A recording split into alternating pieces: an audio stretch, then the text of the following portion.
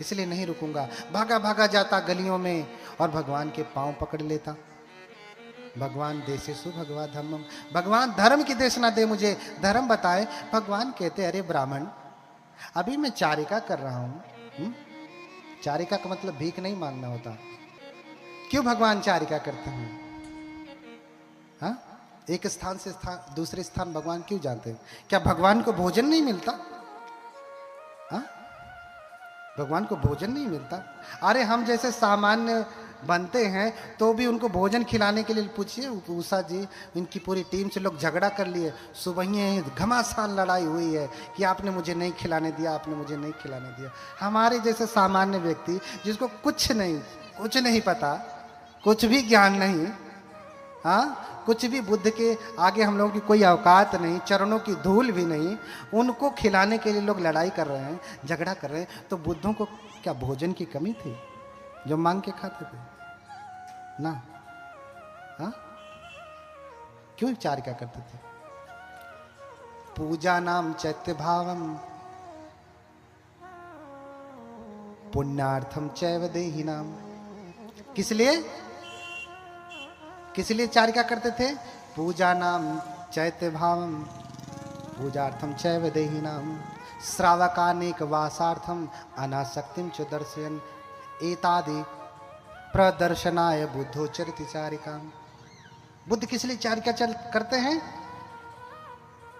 इसलिए कि एक ही जगह रहेंगे तो श्रावक कहीं ये न समझ लें कि भगवान अक्के मंदिरवा में रहते ही हैं, यह अनाथ पिंडी का जेतवना राम इनको बड़ा अच्छा लगता है, कहीं जाते ही नहीं छोड़ करके, इनको इस मंदिर से मोह हो गया। इसलिए भगवान चारिका करते हैं कि उनको ये न लगे। हाँ, अनासक्तिम तो दर्शन, और अनासक्ति को दिखाने के लिए कि भगवान के भीतर कोई आसक्ति नहीं है। पूजा नाम चैत्य भावम पुण्यार्थम चैव देहि नाम। और अगर बुद्ध एक ही जगह रहेंगे तो क्यों कोई पूजा कर पाएगा उनकी? कोई उन्हें दान देकर के पुण्यार्जन कर पाएगा? तो फिर बुद्ध महाकारुणिक कैसे होंगे?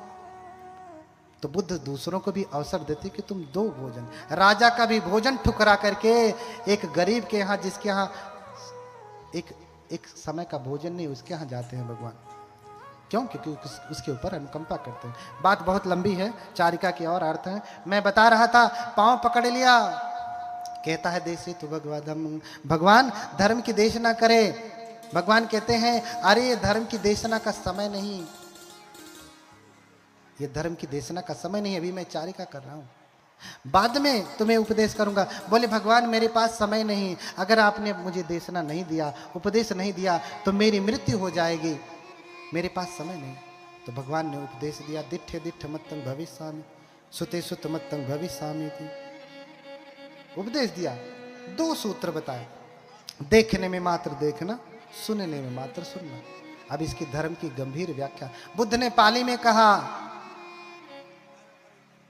और वो ब्राह्मण पाली नहीं जानता लेकिन समझ गया। एक दूसरी बात आप समझिए, बुद्ध जब उपदेश करते थे उनके साथ हजारों भिक्षु संघ होते थे। कितने? 1000 से कम तो कभी हुआ नहीं करते थे। जितने आप लोग बैठे हैं ना, उनसे ज्यादा तो भगवान के भिक्षु हमेशा साथ में रहते थे, आपसे ज्यादा।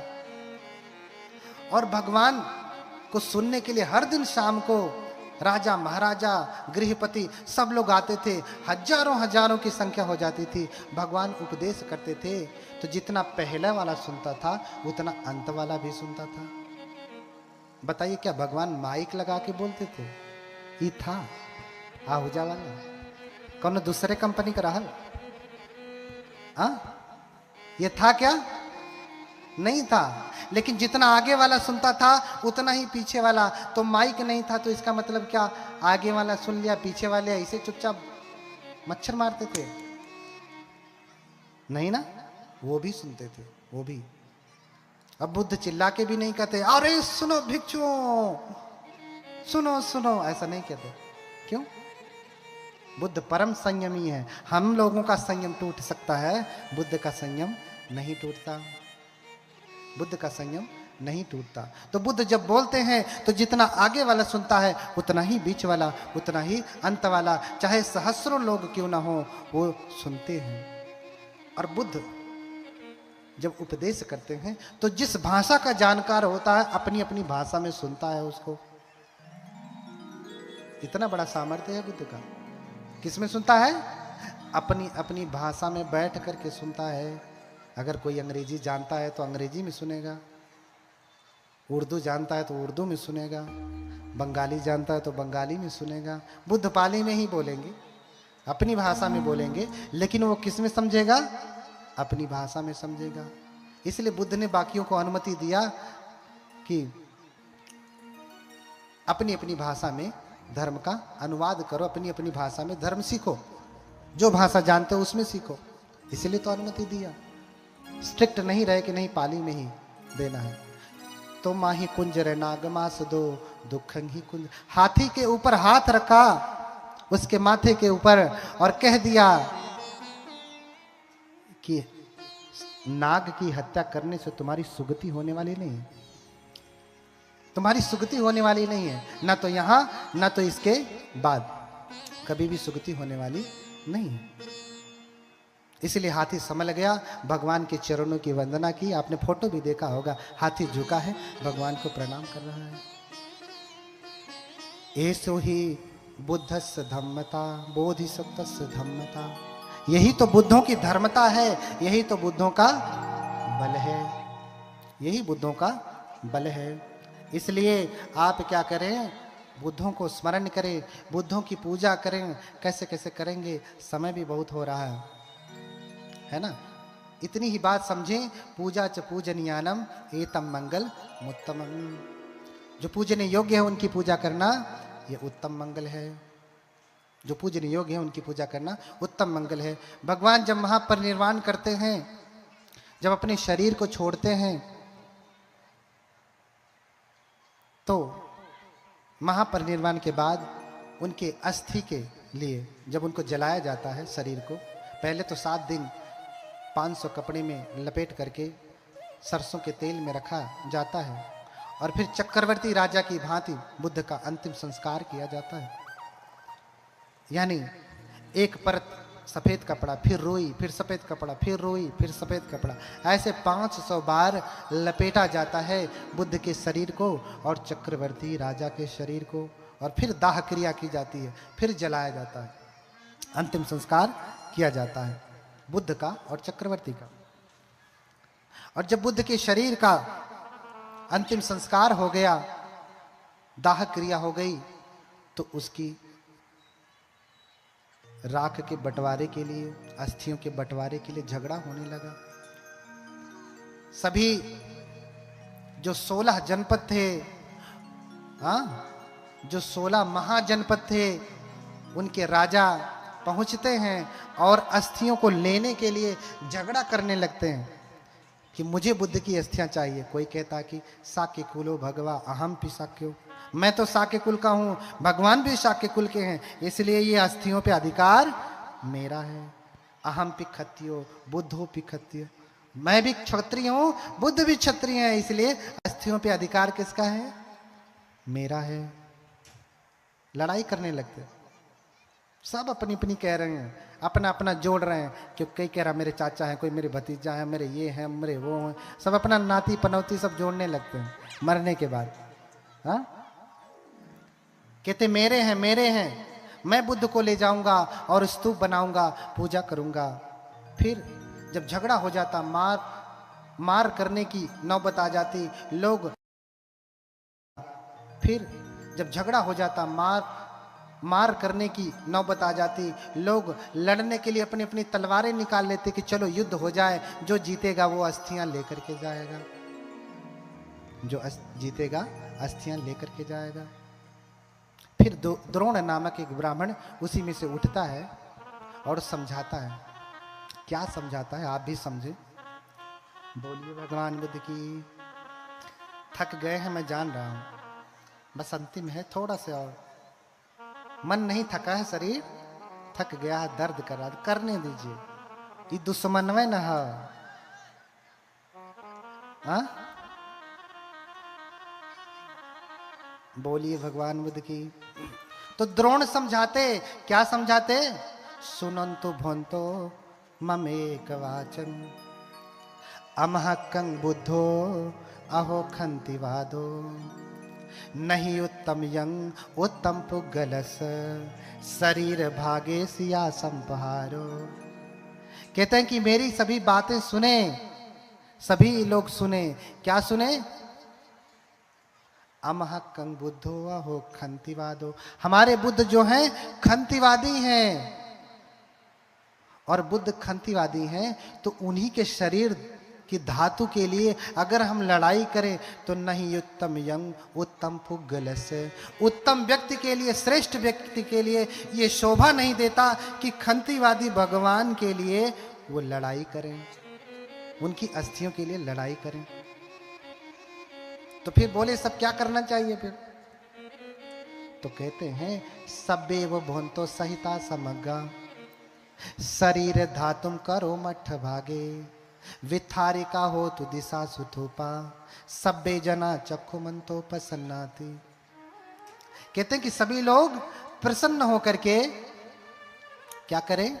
इन अस्थियों को 8 भागों में बांट लीजिए। क्या करें? 8 भागों में बांट लीजिए और अपने अपने जगह पे ले जाइए, अपने अपने राज्य में ले जाइए, वहां स्तूप बनाइए। और अगर एक स्तूप बनाएंगे तो अधिक लोग पूजा नहीं कर पाएंगे, सभी लोग एक जगह नहीं पहुंच सकते। कुछ लोग सारनाथ जा सकते हैं, कुछ लोग बोध गया जा सकते हैं, कुछ लोग लुम्बिनी जा सकते हैं, कुछ लोग कुशीनगर जा सकते हैं ना। तो 8 जगहों पे बनाएंगे तो लोगों के लिए पहुंचना आसान होगा। जिसके लिए जो स्तूप नजदीक होगा वहां पहुंच करके बुद्ध की पूजा कर लेगा। बोलिए भगवान बुद्ध की। तो झगड़ा छुड़ाया, झगड़ा छुड़ाया। 8 भागों में अस्थियां बची और जिस पात्र से बांटा उस पात्र को द्रोण ने अपने पास रख लिया और उसने स्तूप बनवाया। और जहां भगवान को जलाया गया था, जिसे आज रामा भार स्तूप कहते हैं ना, वहां पे स्तूप बनाया गया। क्या किया गया? स्तूप बनाया गया। और महापरिनिर्वाण से पहले भगवान ने आनंद को निर्देश दिया था। क्या निर्देश दिया था?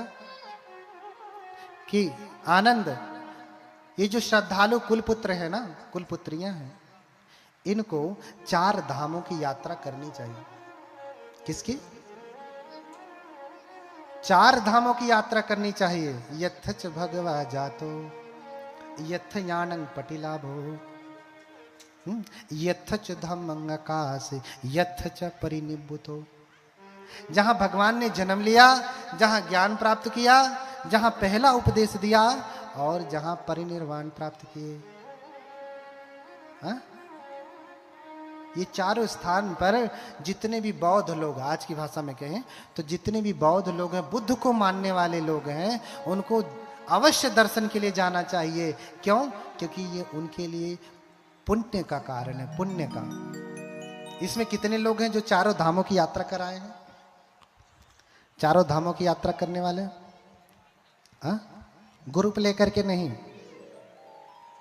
अकेले की इस भाव से मैं आज जा रहा हूं, मैं उनकी पूजा करूंगा चारों धामों की। इस भाव से किसने चारों धामों की यात्रा की? बोलिए भगवान बुद्ध की। नहीं किया। एक धाम की भी यात्रा की क्या? श्रद्धा भाव से कि आज मैं भगवान का दर्शन करूंगा। किया?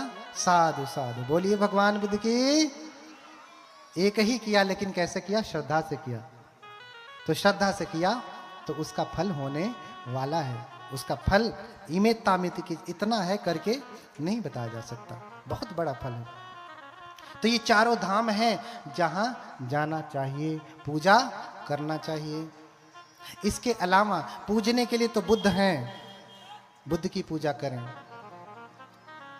इस धरती पे गुरु पिता और माता भी पूजनीय हैं। इसलिए कहा कि गुरु पितु मातु महत्तम देवा हो ही उचित तिन्हि के सेवा। गुरु पिता माता ये तीनों पूजनीय हैं। क्यों? क्योंकि ये सबसे बड़े देवता हैं। बुद्ध की पूजा के बाद फिर किसकी पूजा करना है? किसकी? बुद्ध की पूजा भी कैसे करेंगे? क्या अगरबत्ती लगा करके, आप फूल चढ़ा करके, आप माला पहना करके, दीपक लगा करके, सुगंधी लगा करके, हाँ, आरती उतार करके कैसे करेंगे? न एतत् कारणेन बुद्धो पूजितः। इस प्रकार से बुद्ध पूजित नहीं होते अगर आप में श्रद्धा नहीं है तो। ये तब सही सिद्ध होगा जब आपके भीतर श्रद्धा है, तब फिर आप दीपक जलाइए, फूल चढ़ाइए, आरती उतारिए, जैसे भी आपके मन में भाव जगता है पूजा करने की, पूजा करिए, फिर आपके लिए ये लाभकारी होगा।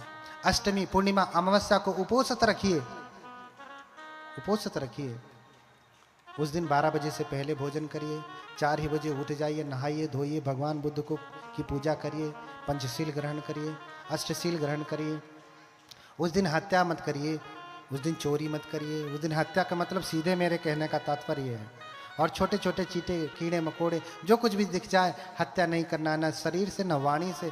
कभी कभी आदमी शरीर से नहीं मारता, वाणी से मार देता है, तो वाणी का मारा हुआ बोली तो गोली की तरह से लगता है, तो गोली भी न चलाएं, है ना। हत्या न करें, चोरी न करें, व्यभिचार न करें। उस दिन पति पत्नी भी ऐसे रहें जैसे भाई बहन हो, ठीक है, एक दूसरे को स्पर्श तक न करें। हाँ, उस दिन झूठ चुगली बकवास कटु वचन न करें। उस दिन नशे पते का सेवन बिल्कुल न करें, और हर दिन न करें। उस दिन 8 सील में ये भी है, लेकिन हर दिन के सील में भी सुरा मेरे उसे त्यागना है, बिल्कुल भी नहीं पीना है, ठीक है। और फिर उस दिन भिक्षुओं की तरह से 12 बजे से पहले भोजन करें, फिर भोजन नहीं करें। भोजन अगर आपको भूख लगे तो काली चाय पी लिया, दूध की भी नहीं, काली चाय पी लिया, जूस पी लिया, शरबत पी लिया, बहुत नहीं रहा जा रहा तो एक आध फल खा लिया, थरिया भरना है ना। बहुत सारे उपासक लोग भी जब व्रत रहते हैं तो, है ना, अन्न थोड़ी ना खा रहे हैं, फल खा रहे हैं, तो इतना भी नहीं खाना है, ठीक है। उस दिन नच गीत वादित विशुक दर्शनमाला गंध विलेपन धारण मंडल विभूषण ठाना वेरमणि सिक्खा पदम समाधियामि, ये आपका सील पालन होना चाहिए। उस दिन आप कोई भी प्रकार का बुरा नाच गाना, मेला तमाशा, हाँ, आर्केस्ट्रा वार्केस्ट्रा या मोबाइल में ही आजकल तो सब कुछ घर ही में है। कुल तूप तोप बंदूक कहाँ पे है? घर ही में। कुल अच्छा बुरा कहाँ है? घर ही में, हथवे में। तो उस दिन समझिए कि उस दिन मोबाइल से हाथ जोड़ लीजिए कि आज आपको छुएंगे नहीं, खाली फोन से बतियाएंगे, बस कोई जरूरी हो गया तो, है ना। और वो भी बतियाते हुए सील का पालन करेंगे, झूठ चुगली बकवास कटु वचन। जितना कम बोलेंगे उतना ही आप सत्य का पालन कर पाएंगे, क्योंकि जब भी बोलेंगे कुछ बढ़ा के बोल देंगे, कुछ घटा के बोल देंगे, कोई बात कड़वी लग जाएगी तो टटिया के बोल देंगे, है ना। ऐसा नहीं करना है उस दिन, ठीक है। और फिर क्या करना है? उस दिन ऊंचे आसन पे नहीं सोना है, उस दिन ऊंचे आसन पे नहीं सोना है। उस दिन नॉर्मल गद्दे पे सोइए, जैसे ये लगा है ना आपका, इसमें बहुत मखमली नहीं, ऐसे लगाया, और जमीन पे सोइए, जमीन पे लेट जाइए, बेड बिस्तरा नहीं। उस दिन एक सन्यासी की तरह जीवन व्यतीत करिए, एक भिक्षु की तरह जीवन व्यतीत करिए कि हाँ वो सोए। हम लोग भी अपने विहारों में नीचे ही सोते हैं। अब उपासकों के यहाँ आने के बाद उपासक कहते बनते यहाँ सोइए, यहाँ सोइए, जहाँ सुला देते हैं वहाँ सो जाते हैं, जहाँ बैठा देते हैं वहाँ बैठ देते हैं, जो खिला देते हैं वो खा लेते हैं, क्योंकि अब उसके उनके ऊपर आधारित है।